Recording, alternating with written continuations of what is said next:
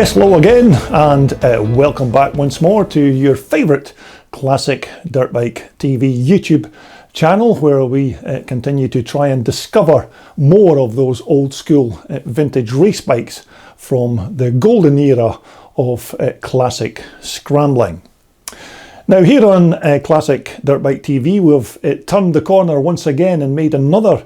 milestone, as we have just surpassed that 15,000 subscribers total. So thanks to all the brand new subscribers who have just signed up to Classic Dirt Bike TV, and I hope you continue to find more interesting old vintage bikes here on my YouTube channel.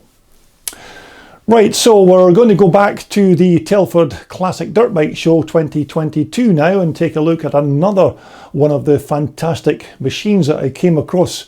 during my travels over the course of that 2 days. And this time round we're going to take a look at this lovely British classic that's been fully restored by one of the members of the Greeves Riders Association. So without any further delay, let's jump straight into that video and take a look at this beautiful 1967 360 Greeves MX4.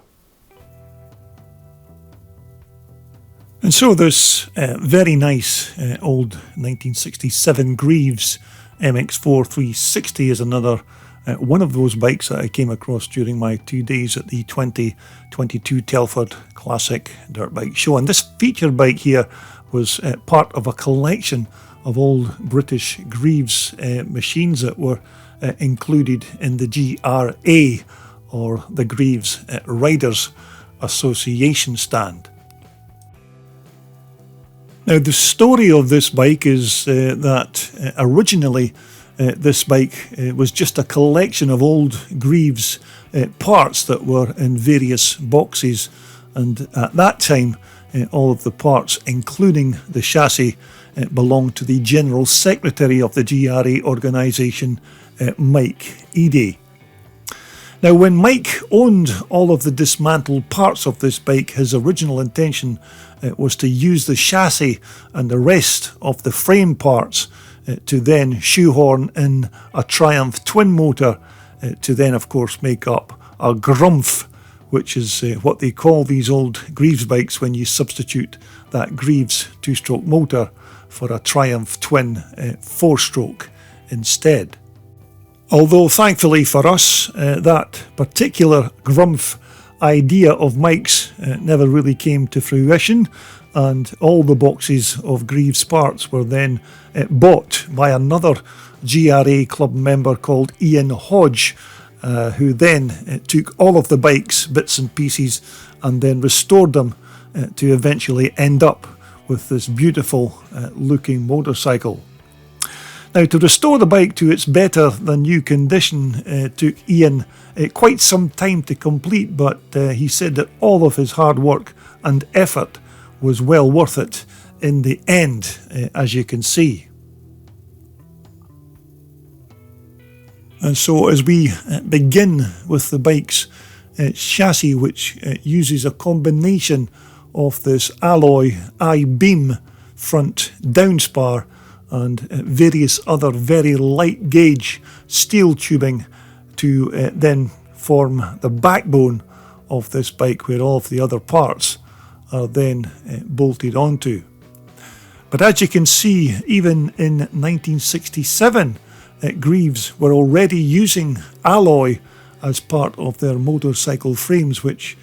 of course were years ahead of the many Japanese alloy chassis that we have today in modern motocross. So in that respect, Greeves could be seen as pioneers of alloy motocross frame construction. And as you can see here, the remainder of the bike's frame was made up of very small diameter tubing, which made this chassis on this 1967 bike very light indeed. Now as we move on to the motor on our 1967 Greeves Challenger, now this is a 360cc or 364 cc if you want to give it its fuel title and capacity. Now, it's a single cylinder engine that has twin exhaust ports in the barrel there. Now, again, these Greeves cylinder barrels did have a huge surface area with very substantial cooling fins fitted, and this was of course just to try and improve the cooling of the engine and just to try and dissipate that heat a little quicker, because many of these older Greeves bikes were actually destined for the American market, where they would be used as desert racers, and by giving them these large cooling surface areas, it would hopefully allow them to run that little bit cooler. And even at the bottom of the engine's crank casings, these were also ribbed to provide extra strength and of course to try and improve that cooling as well. Now, this may come as a bit of a surprise to you, but I'm certainly no expert on these Greeves bikes, but as I remember from back in the day, I think they had an electronic ignition system to supply the sparks for the motor, and I think they were also fitted with an Albion 5-speed gearbox as well, but I'm pretty sure that there were a couple of other types of gearboxes fitted to these Greeves motors over the years, and these transmissions just simply bolted on to the back of the crankcases, and they were connected to the engine by way of a primary chain to the crankshaft and clutch. But it was all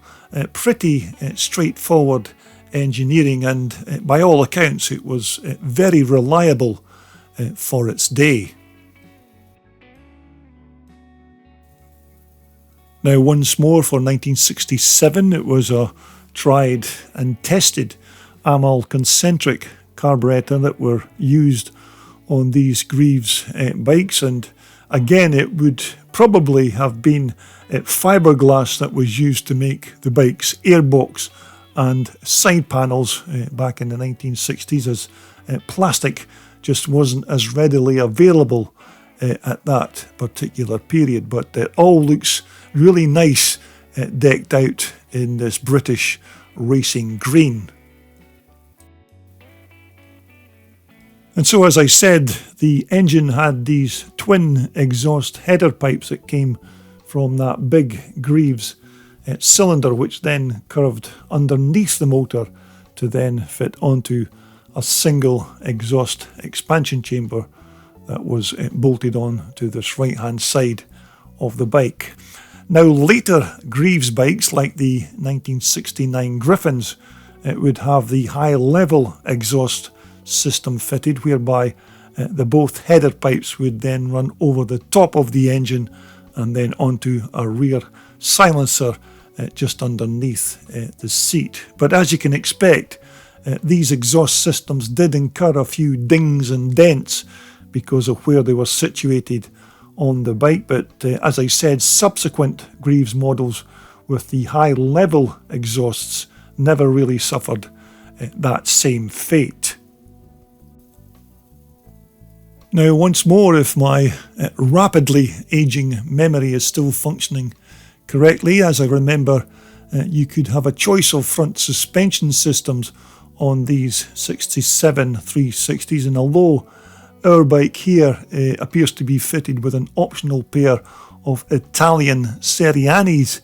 conventional units, the stock front end, I'm sure, was the Springer front end on these bikes, whereby a pair of girling shocks would have been mounted onto the outside of the front forks. But these Italian made Seriani units were certainly a much better option than the older Springer front end, as it did give you slightly more in the way of making improvements to your suspension setup by either fitting softer or harder springs, or maybe by using different weights of oil to try and improve their overall operation. And once again, old school drum brakes for a 1967 motocrosser, and these brakes and these conical alloy hubs were all manufactured in-house at the Greeves factory, and by all accounts the front and rear brakes on these Greeves bikes were excellent stoppers for an older scrambler, not to mention of course some of the very nice engineering that went in to producing them. So as we move on to the rear end of our 67 Greeves Challenger, now in that year it probably would have been once again a pair of British made girling shocks that were bolted on to the back of these bikes, and as you can expect those girlings were pretty basic as rear motocross suspensions go, and naturally those older girlings are no longer available to buy, although the shocks that are fitted to our bike here do look very similar, but my guess is that these are period correct replacements. Now once again the rear swing arm on this bike was just a simple box section steel part, although one of the things that really did catch my eye on this bike was that these 67 Greeves motocrossers had a rear drive chain oil lubrication system that apparently stored oil in the swing arm, which then drip fed lubricant onto the chain through this little tube mounted on the swing arm. And apparently just like a modern day external drive chain lubrication system, its flow could be adjusted using this little adjusting screw here on the top. But it was a great idea and quite innovative for the 1960s. So as I said earlier, back in 1967 these Greeves fuel tanks and possibly their side panels would all have been made from fiberglass back in the day, and I've certainly no reason to doubt here that Ian's bike is any different in that respect, as it still looks fantastic, once again painted in this lovely British racing green colour scheme. Now this tank would probably have held about 2.4 gallons of pre-mixed fuel back in the day, although the problem with still using fiberglass fuel tanks these days is that they don't take too kindly to modern day fuels, and if you do leave fuel stored in them for long periods, they can certainly eat away at the inside of the tank, although of course that's not a problem if you just drain down the fuel tank after each race event. But Ian's 67 Challenger here appears to still have all of the correct parts and controls fitted onto it from that year, including the correct Greeves handlebars here, levers, and of course the cables. Now these ball end levers were just typical fitments on these Greeves bikes in 1967, and in fact many classic clubs still insist that you use these types of levers purely for their safety aspect, because you can imagine that if there was a collision between a couple of bikes and riders on the track, you could certainly do somebody a serious injury if your handlebars had sharp open-ended levers and not these more safety conscious ball end designs. But Ian still managed to find some very nice period correct rubber Doherty grips as well to fit onto his restored Challenger bike, and sometimes it's these very small touches that finish off a bike's restoration. Now you can say what you like, but I think you just can't beat an old classic dirt bike that's fitted with some nice shiny alloy mudguards on the front and at the rear, because these of course were the days before all of your motocross bikes were covered in that dreaded plastic. Now naturally these alloy parts never really lasted as long as plastic, because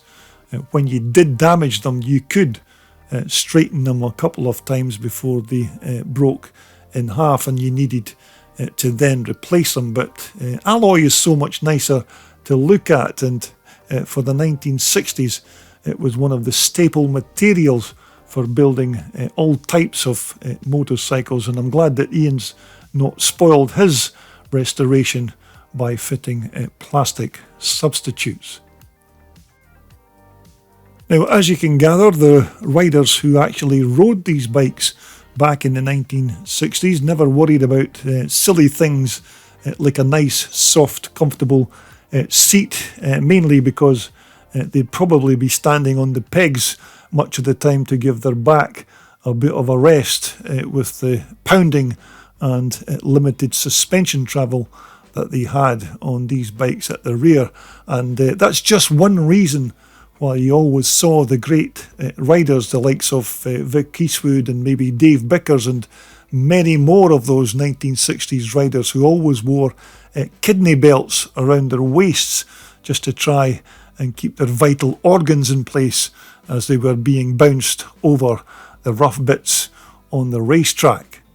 Although, to be fair, these minimal motorcycle seats were more akin to something that was fitted onto a trials bike than a fully blown off-road scrambles machine. Although I have to say that there's certainly no escaping the fact that Ian's done a fantastic job on this bike's restoration, and considering that it wasn't even a bike at all before Ian bought it, and just boxes of rusty old Greeves parts that could have ended up as being used as a donor bike for some other Greeves Triumph hybrid combination, but thankfully for us,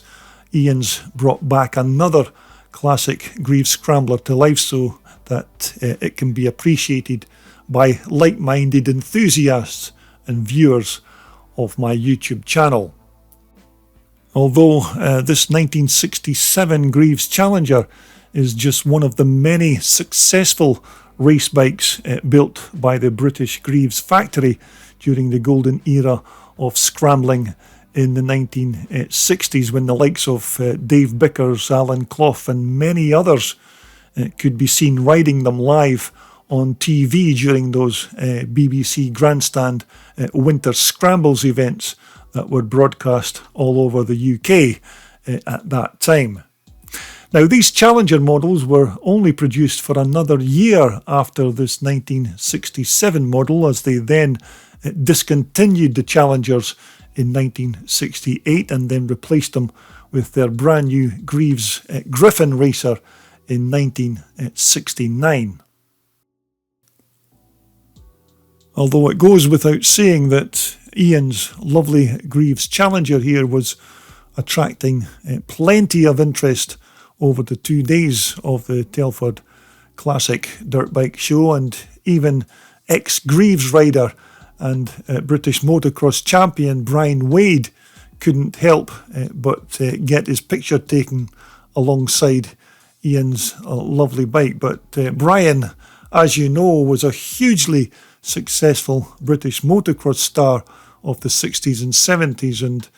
Brian lists being taught to play pool by Hollywood superstar Steve McQueen among his list of lifetime achievements. But at the end of the day, without doubt, this is an excellent restoration of this old Greeves Scrambler by Ian Hodge, and it's certainly a credit to the months of very hard work that Ian's put in to bring back this pretty awesome 1967 360 Greeves Challenger MX4 to absolutely better than brand new condition. Well, there you have it. I do hope you enjoyed that walk around that fully restored 1967 MX4 360 Greeves Challenger. As I said, a bike that was fully renovated by one of the Greeves Riders Association club members, Ian Hodge. So well done to Ian for such a fantastic job on that old British Greeves. So thankfully I've now gotten over my recent bout of COVID, so I'm looking forward to getting back out and about again and covering some of the outdoor events for Classic Dirt Bike TV, so hopefully that will be happening in the next few weeks. But until then, of course, we will be bringing you lots more vintage race bikes. Now, coming up in my next video posting, we will be staying with the Telford Classic Dirt Bike Show 2022, and this next time round we'll be taking a look at this nice 1974 KTM 250 GS Enduro machine. Now, this particular bike was sitting on the Classic Dirt Bike magazine stand at the show, and we'll do a quick look around this very nice bike in my next video posting. But until then, of course, everybody, watch what you're doing out there with those old vintage race bikes, and I hope to see you back here again very soon so we can talk about more of this old school vintage iron right here on your #1 and favourite Classic Dirt Bike TV channel.